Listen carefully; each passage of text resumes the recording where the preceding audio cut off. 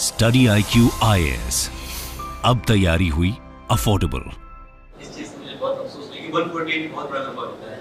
अगर only prelims के basis पे सिलेक्शन किया जाए आप ऑब्वियसली टॉप 100 में होंगे, ये सर कहा जाता है, क्योंकि 130 के ऊपर तो आई नो तो सर मैं जानना चाहूंगा, मतलब अगर आप कंफर्टेबल है बताने में तो सर क्या है बहुत ज्यादा कंफर्टेबल हूँ बातें बताने में। ओके, पहली क्या लाइन बोली थी? सर कहते हैं जिंदगी बहुत छोटी है, सब कुछ तजुर्बा करके सीखने के लिए। सब कुछ तजुर्बा करके सीखने के लिए।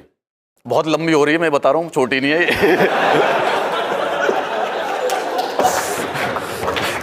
टू लॉन्ग भाई, टू लॉन्ग। आपका नाम? Saurabh.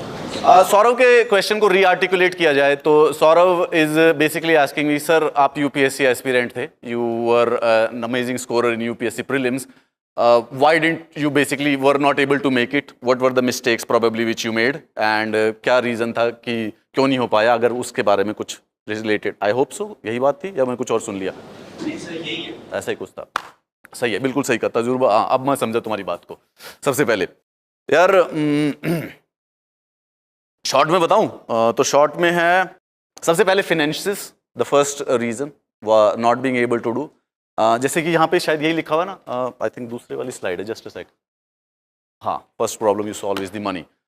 UPSC exam is a resource intensive exam, ठीक है, रिसोर्स इंटेंसिव। अगर फाइनेंशियल सपोर्ट या फाइनेंशियल बैकअप या फिर करियर बैकअप नहीं है, इट्स डिफिकल्ट टू से, but I would advise you first work on that. UPSC will be always there for you. So personally speaking, I obviously मैं आप लोगों की तरह इंजीनियर था, तो जो CSET के एग्जाम है, ये प्रीलिम्स के एग्जाम हमारे लिए कभी मतलब प्रॉब्लम नहीं लाते थे. However, this exam is actually resource intensive.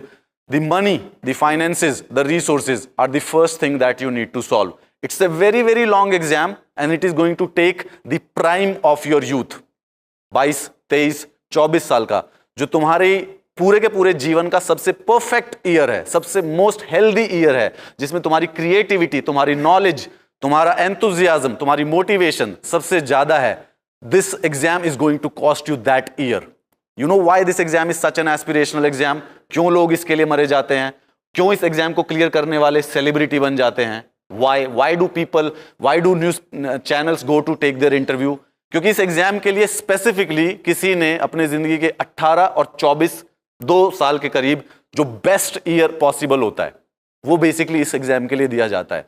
And it is very necessary. When you do it, you should be prepared for it. And the first thing, this is not a fair life, the first thing is going to take financial resources. That is the first thing. Exam है और exam में coaching की जरूरत पड़ती है, पढ़ाई की जरूरत पड़ती है, अच्छे कमरे की जरूरत पड़ती है, अच्छे खाने की जरूरत पड़ती है, guidance, test series, a lot of things, बहुत सारी चीजें पड़ती है, बहुत सारी चीजों की जरूरत होती है. All of them at the end of the day cost money. So you need to sort out that first thing कि बेसिकली आपके पास फाइनेंशियल रिसोर्सेज हो. That is very necessary to do that. Second of all, that was the finances. So my finances were weak, so that actually led to the problem. Second, due to the stress of the exam, मैं stress management अच्छी तरह से नहीं कर पाया था. And in the retrospect I can say I probably ended up in clinical depression. So जो depression का पार्ट होता है हमारे सोसाइटी में, उसको अच्छी तरह से शायद डिस्कस नहीं करते हैं या समझ भी नहीं पाते हैं. मैं भी रेट्रोस्पेक्ट में ही समझा, but basically the depression which simply does not allow to function on your full productivity. ठीक है, तो आप पेपर दिए जा रहे हो लेकिन आप किसी अलग ही जोन में हो, किसी डार्क क्लाउड में हो, पता नहीं चलता है उसकी वजह से. एंड द थर्ड वन, आशिकी भाई. तीसरा रीजन बेसिकली ये था, डिस्ट्रैक्शन, दोज डिस्ट्रैक्शंस. तो उसको अगर अवॉइड कर सको तो that would probably be the one of the reasons. ये 3 रीजंस थे जिसकी वजह से स्पेसिफिकली एग्जाम नहीं हो पाया था. इन्हीं तीनों के कॉन्टेक्स्ट में मैं basically came into this mentoring and the guiding students. Specifically finances में मैं बताता हूँ यार. आई थिंक आप लोगों को तो जानते होंगे दिल्ली के जो कोचिंग इंस्टीट्यूट है क्या कॉस्ट करते हैं, राइट? Any idea? कोई मुझे बेसिक बॉल पार्क दे सकता है? 1,50,000. बेटा ये 3 साल पहले हुआ करता था. मतलब इट्स कॉस्ट एग्जैक्टली 1.5 लाख रुपए की एक फीस होती है, फिर ऑप्शनल के 50,000 होते हैं, फिर टेस्ट सीरीज के 25 होते हैं, 2.5-3 लाख रुपए की सिर्फ फीस होंगी, फिर आपको ऑफलाइन है, वहां पे जाके रहना भी पड़ता है. And it was a costly affair. मैं 6 से 7 साल प्रिपेयर किया था, तो it was quite a costly affair. And then job भी नहीं की थी, तो उसका टेंजिबल, उसका और डिफरेंस, अपॉर्चुनिटी कॉस्ट जो थी वो और भी ज्यादा थी. That is the reason why I actually join study IQ. Study IQ का बेसिकली एम स्पेसिफिकली यही है कि वो जो ओल्ड राजेंद्र नगर, वो जो मुखर्जी नगर के जो इंस्टीट्यूट हैं, जो 2.5-3 लाख में बेसिकली आप एक समझ के देखिए कि एक उसके अंदर एक जो ऑडिटोरियम होता है, क्लासरूम होता है, 400-500. मुखर्जी नगर में एक सिनेमा हॉल है, कौन सा नाम क्या सिनेमा हॉल का मालूम है? मुखर्जी नगर में भूल गया यार. मुखर्जी नगर में एक सिनेमा हॉल है और उसकी पार्किंग के अंदर 800 लोग बैठ सकते हैं. पब्लिक एडमिनिस्ट्रेशन की क्लास होती है 800 स्टूडेंट्स को बिठा के, उनसे 60,000 रुपए लिया जाता है.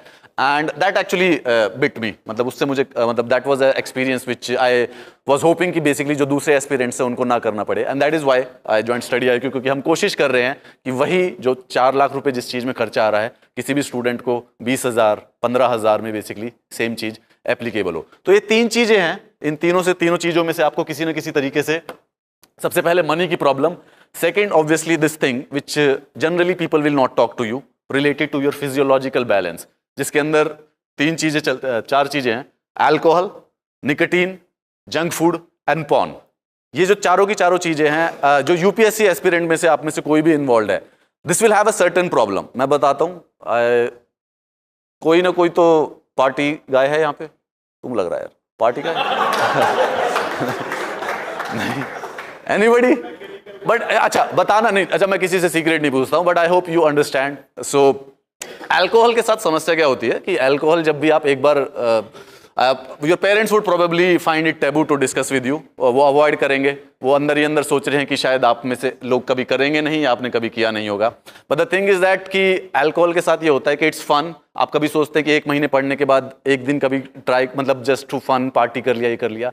But once you drink alcohol even for 1 single day, it is going to have an effect on your efficiency and your productivity for the next 1 week.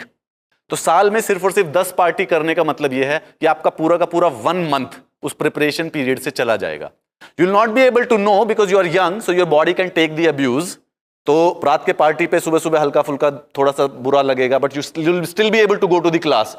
लेकिन अगले 2 से 3 दिन तक you will never function at your 100%. Same with the nicotine. Looks very cool, looks very stylish, reel भी अच्छी बनती हैं अगर स्लो मो में कर दो तो, but it is going to affect one way और the other the health and the productivity and the brain synapses, जो कि आपकी लर्निंग में हेल्प करते हैं. तीसरा क्या है? Junk food. Again general advice है, जंक फूड जितना भी एडवाइस, मतलब क्या नाम है, अब बड़ा मन करता है यार गोलगप्पे बर्गर का, लेकिन जितना भी अवॉइड करोगे वो एक्चुअली में एडवाइस फायदा मिलेगा. एंड चौथा खुद समझ जाओ तो सही रहेगा यार. कैमरा ऑन है, वरना मैं सब बता देता, सब समझा देता. ठीक है. द थिंग इज दैट कि अवॉइड इट.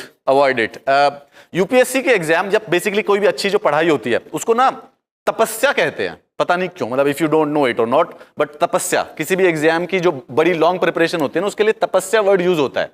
अब तपस्या का जो मेटाफर या तपस्या का जो मिथोलॉजिकल सिग्निफिकेंस है, अब तपस्या कौन करता था? तपस्या में करते क्या? अगर हमने जो भी कहानी वानी में, रामायण महाभारत में जो भी सुना है, पढ़ा है, तपस्या क्या होती थी कि एक बंदा जो शहर है, गांव है, घर छोड़ के जंगल में चला गया है, राइट, जंगल में चल के आंख बंद करके बैठ गया है, and he is just doing some kind of a meditation. इसका मेटाफर ये है कि उसने जो भी स्टिमुलस होता है उसको बेसिकली कट ऑफ कर दिया है और एक सिंगल पॉइंट के ऊपर फोकस कर रहा है. So if you want to do UPSC, you cut off every stimulus from yourself and focus only on one thing. ये वो 4 स्टिमुलस होते हैं जिनको अवॉइड करना होता है: alcohol, food and obvious. Camera नहीं होता तो मैं सब बताता, अब तो थोड़ा उस पे इंस्टाग्राम पे मैसेज करना, will discuss about it. So that is the thing. तो वो तपस्या का मतलब वही था कि जंगल में जाओ, स्टिमुलस नहीं है वहां पे, and avoid these 3 particular stimulus. This exam is a तपस्या जिसको क्लियर करनी है. इसका एक ही तरीका है, जितना अवॉइड करोगे you will have an advantage. मतलब अगर 90 नंबर स्कोर कर रहे हो, अगर तुमने 6 महीने इन चीजों को अवॉइड किया, you will probably score 95. And that is it. छोड़िए. और हमारे तरुण, जिसका नाम था तरुण, तेरा नाम अभी तक दिल में है, सौरभ. हाँ, तो सौरभ जो पूछ रहा था कि बेसिकली एग्जाम क्यों नहीं हो पाया, यार I will be honest with you, I was an commitment phobic and kind of a jerk, distracted by वो जो फोन होते हैं मेरे में 3-4 मैसेजेस अलग अलग आया करते थे.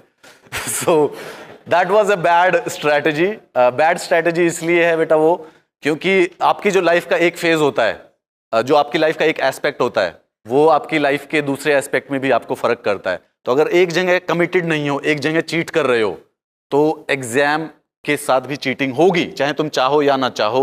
यू कैन नॉट क्लेम कि मैं यहां पे चीट कर रहा हूं लेकिन मैं यहां पे बहुत फोकस्ड या कमिटेड हूं। इफ यू वांट तो you will have to be true to yourself, खुद के साथ ट्रू करना मतलब रहना पड़ेगा। और वो ट्रू रहने का तरीका क्या है? ट्रू रहने का तरीका ये है, be committed in anything you do, in each and everything you do, सारी की सारी चीजों में। That was the story of my failure. इस पे वैसे मेरा एक बहुत प्यारा सा वीडियो है, how I failed in UPSC exam 6 times. I would definitely want and all, क्योंकि उसमें मैंने डिटेल में डिस्कस कर दिया है how I failed in UPSC exam 6 times. उसको यूट्यूब पे सर्च करोगे तो प्रोबेबली मिल जाएगा। That you'll find, you should watch it, it will probably help you in avoiding those mistakes which I made. So with having so good in prelims, मैंने 6 prelims clear किए थे, 6 बार mains दिया था।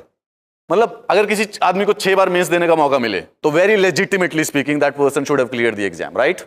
But I'm still in front of you for the sole reasons कि जो गलतियां की थी वो मैंने आप लोगों के साथ YouTube पे शेयर की थी ताकि आप लोग ना करें। It was slightly embarrassing, कई बार लोग इस बात पे जज भी करते हैं, but I think it will help you in a sense. आप लोगों को शायद किसी न किसी प्रकार की मदद मिलेगी। And let's not, I will not claim कि सबको मिलेगी, बट प्रोबेबली आप में से कोई एक इस बात से इंपैक्ट होगा और किसी एक की लाइफ होपफुली चेंज हो जाएगी। Fingers crossed. Anybody else my friends?